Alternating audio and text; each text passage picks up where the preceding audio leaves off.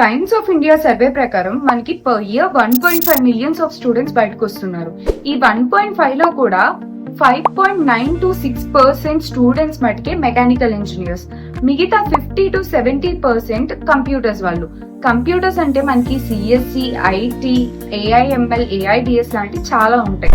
మరి మెకానికల్ లో అమ్మాయిల గురించి మాట్లాడాలి అని అంటే 10 మంది అబ్బాయిలకి ఒక అమ్మాయి ఉంటుంది. మరి కంప్యూటర్స్ లో 10 మంది అబ్బాయిలకి 4 అమ్మాయిలు ఉంటున్నారు.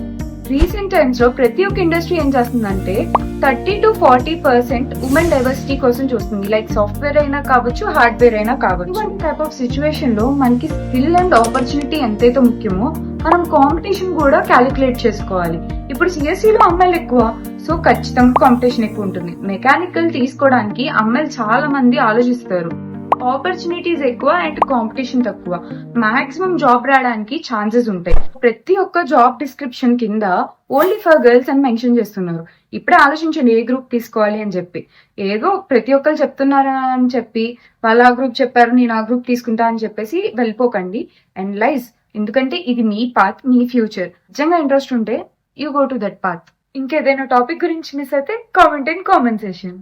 Don't forget to follow మికమ్మాయి.